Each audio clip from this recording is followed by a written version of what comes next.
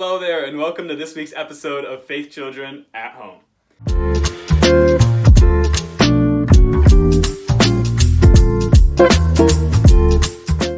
On today's episode, we're going to be talking about how we can know the truth about Jesus and how we can make sure that we don't start listening to people that teach us the wrong thing, and how we can be sure that we're always learning the correct way to follow Jesus and what Jesus actually teaches us. But before we do that, I'm going to pass it off to Nolan out in the field for some important announcements.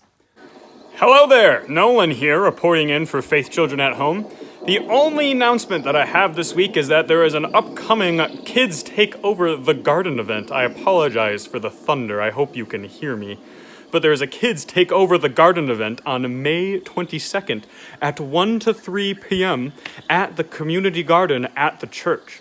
It's going to be a great event full of fun vegetables, some fun games, and planting of new seasonal veggies. And we're going to learn to serve the community through growing food for others that may not have it. So it's going to be a great event. Bring your parents, bring your siblings, bring everybody you know. We're going to be making some stuff in the garden. Thank you for tuning in. No, I'm going to pass it back to you in the studio. Thank you. Thanks, Nolan, and I hope to see you and everybody who's watching this video at the upcoming Kids Take Over the Garden event. I'm very excited. We're going to try some funky vegetables. We're going to learn how to plant food, and we're going to learn how to serve others, and we're also going to have some really exciting games. And so with that, let's jump right into the lesson. So Paul teaches this idea. So what Paul did as a person is, after he became a Christian, he traveled the world around him and started planting churches, which means that he would start starting churches all around the world. And so there were all these new communities of people that are now Christians, just like you and me. And they were trying their best to learn about Jesus, and Paul was teaching them the things that Jesus taught to his disciples and the people that followed Jesus. And so Paul did a really good job setting up all these churches. However, these people, while they were trying to get started, other people with really bad intentions and ideas came in and tried to teach these people the wrong thing. And so those people are called false teachers. And so those people came in trying to take people away from the truth that Paul taught them about Jesus, and tried to teach them these lies in order to benefit themselves.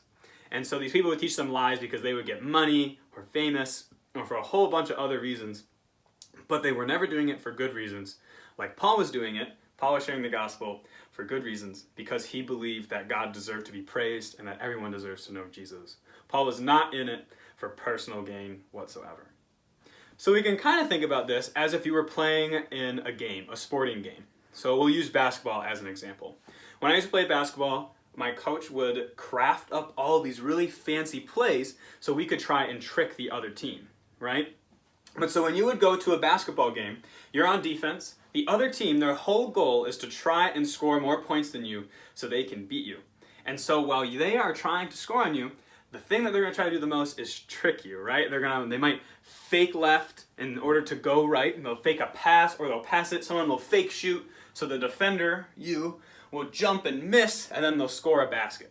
And so then you would have gotten tricked, and then you would have lost the game, or at least lost that point, because that person tricked you. And so Paul's kind of saying that this is what would happen at churches, that people would come in trying to trick them, so that way their team would fall apart, and that the other team would win. But there is a way to get around this, and Paul tells us that we can be unified, which means we can all come together in our salvation. We can all come together to know the truth about Jesus. So just like in a basketball game, if all of you guys are working, all 5 people on the court, all you guys and girls, are working towards the same goal, or you guys, your minds are connected, you guys are all in sync, you're doing the right thing, your plays are going really well, you're supporting each other, your team's going to do really well. It's because you are unified, you are working together for the same goal, which is to score points. However, if you have people on your team that don't want to do that, the game's not going to go very well, because if you have a person who doesn't want to work together, you're down a player. And so there are ways to get around that, but that's basketball, not a church. And so what we can learn from this is that in unity, in community,